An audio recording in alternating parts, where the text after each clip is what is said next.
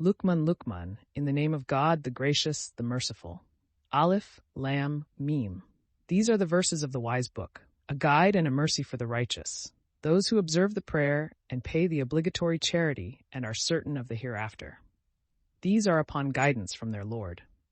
These are the successful. Among the people is he who trades in distracting tales, intending, without knowledge, to lead away from God's way and to make a mockery of it.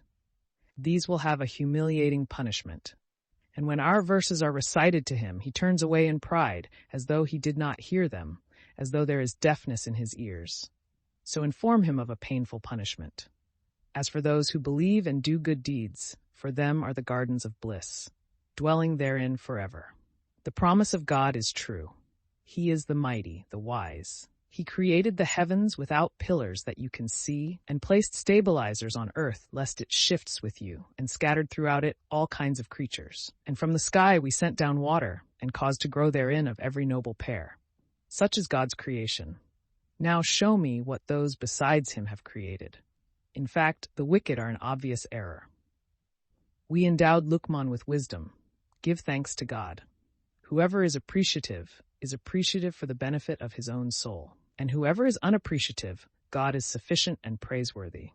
When Luqman said to his son as he advised him, "O my son, do not associate anything with God, for idolatry is a terrible wrong." We have entrusted the human being with the care of his parents. His mother carried him through hardship upon hardship, weaning him in 2 years. So give thanks to me and to your parents. To me is the destination. But if they strive to have you associate with me something of which you have no knowledge, do not obey them, but keep them company in this life, in kindness, and follow the path of him who turns to me.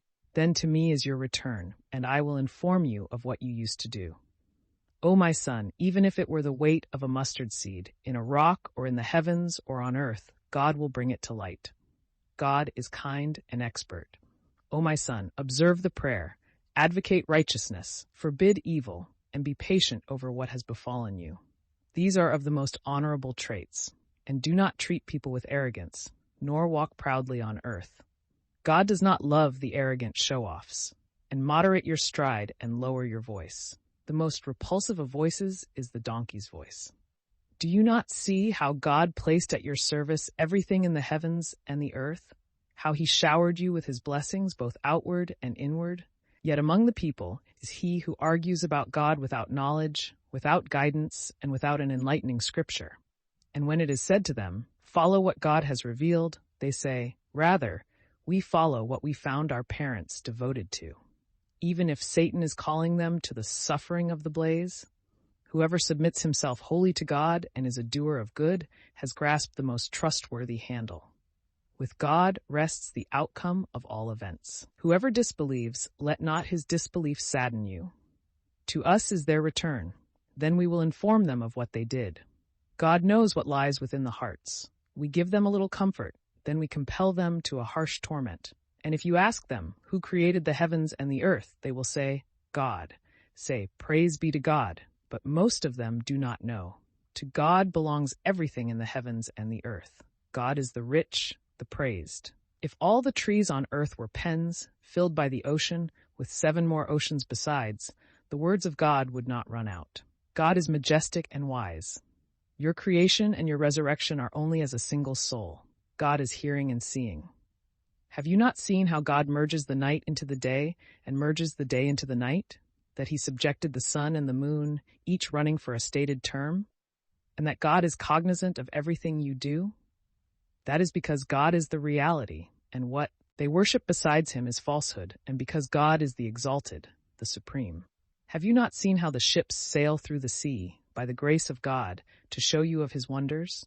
In that are signs for every persevering, thankful person. When waves like canopies cover them, they call upon God, devoting their religion to him.